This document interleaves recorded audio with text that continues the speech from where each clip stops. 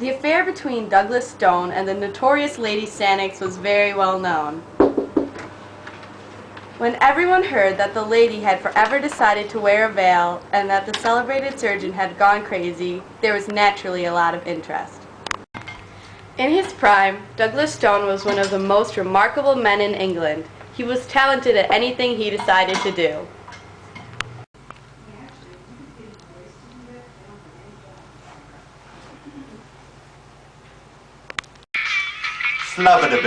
Why does he sound Irish when he says that? He was born to be great. His nerve, judgment, and intuition set him far above others.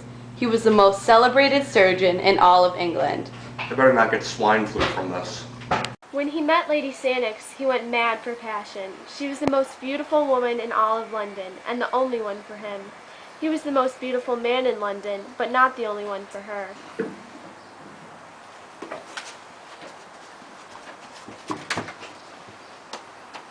She liked new experiences and often was gracious to the men that wooed her.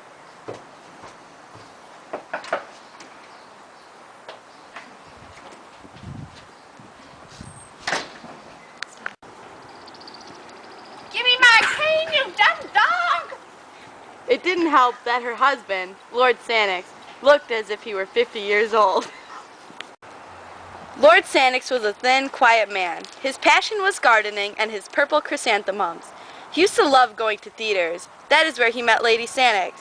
He offered her his hand, his title, and a third of his country. It seems strange that he did not know about the affair between his wife and the surgeon. People wondered if he didn't know, or if he just turned a blind eye.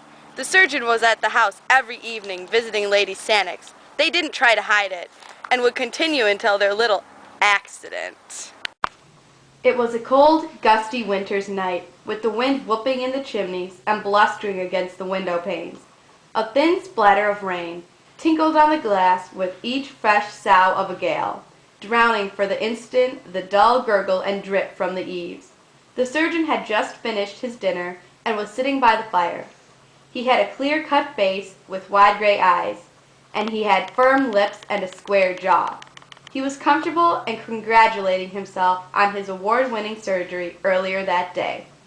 But Douglas Stone had promised to meet Lady Sannox that night. It was 8:30 and getting pretty late. All of a sudden, he heard a knock on his door and a shuffling of footsteps coming down the hallway. The butler let himself in. There's a patient here to see you, sir. He's in the consulting room. About himself? I don't think so, sir. He wants you to come to his house. It's already too late. Well, here's his card. Hamil Ali Smyrna. He's a Turk? Yes, sir. He's come from abroad, and he looks like he's in great distress. I have another engagement tonight, but fine. Send him in. The butler left and came back with a short, decrepit man. His face was swarthy, and his beard and hair were deep black. In one hand, he held his turban. In the other, he held a leather bag. Good evening. You speak English? Yes, sir. When I speak slowly, I am from Asia Minor. And you want me to come to your house? Yes, I need you to see my wife. I can come tomorrow, but I have another engagement tonight. The Turk pulled out the leather bag and deposited much gold onto the table. Here it is, 100 pounds. I need you to come now. It's urgent. Douglas Stone looked at his watch. He decided that it would not be too late to see the lady after the appointment, and he wanted that 100 pounds. So what's wrong with your wife? Oh, it's terrible. Have you heard of the daggers of the Almohades? I have not. Well, sir, I'm a curiosity dealer. That is why I've come from Smyrna. Among the things I have are unfortunately these daggers. My wife fainted today and cut her lip on one of the daggers. So you want me to dress the wound? Oh no, it is much more serious. The daggers were poisoned. Poisoned? Yes, and no one on earth has found the cure. The symptoms? Deep sleep and death in 30 hours. How can I help? You can use your knife. The poison absorbs slowly. It remains in the wound for hours. So you want me to excise the wound? It is the only way, and it is sad to think where the wound is. and how she is my wife. It's that or nothing. It is better to lose a lip than a life. Yes, you're right. Well, it is a kismet. Let us go to the cab and do this thing. Douglas Stone got his things. This would need to be quick if he wanted to see Lady Sannox. Okay, let's go. Would you like some wine? You forget that I am Muslim, and I must ask, what did you put in your pocket? Oh, chloroform. That is also forbidden to us. How can your wife go through this operation without an anesthetic? Oh, she will feel nothing. She is already in a deep sleep, and I have already given her Smyrna opium. Okay, let's go.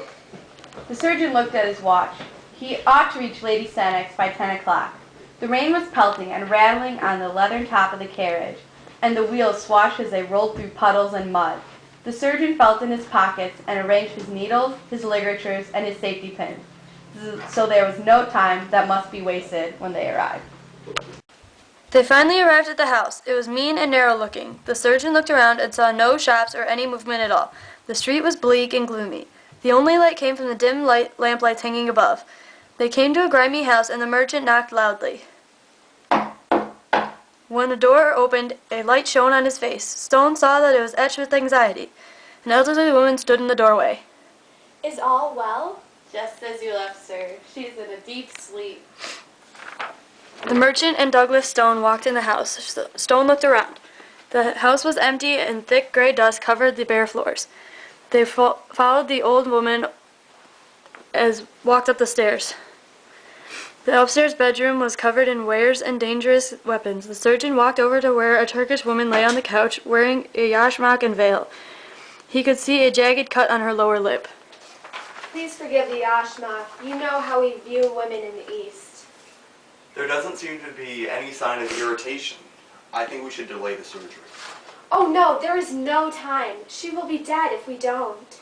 Are you sure you've had experience with this poison before? Yes, I have. The operation is necessary. I hope you realize that she'll be horribly disfigured and ugly.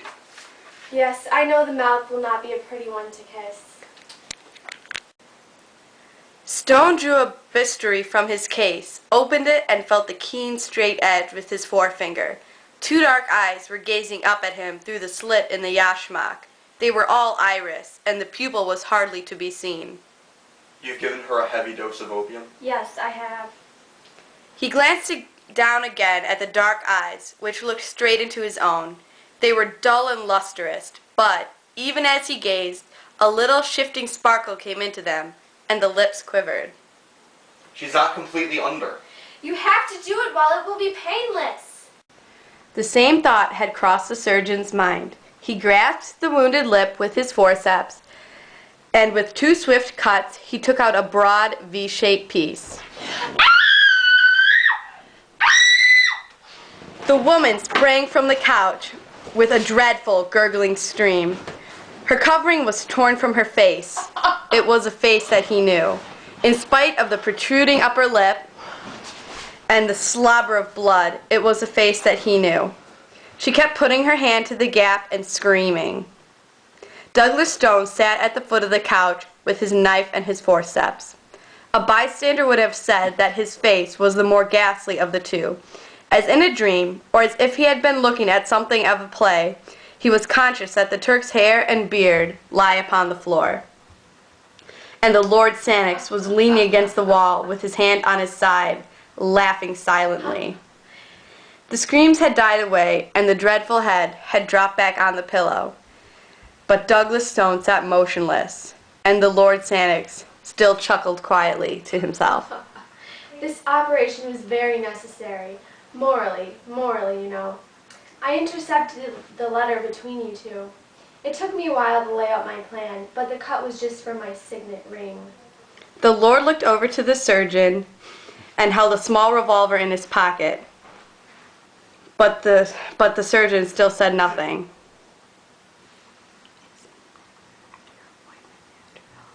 It seems you showed up to your appointment after all. Douglas Stone began to laugh hysterically. This scared the Lord Sannox. The Lord snuck out of the room where the old lady was waiting for him. The Lord Sannox came out to the cab. Take the surgeon home first. Tell his butler he has been taken ill at a case. Very well, sir. Then take the lady home. What about you, sir?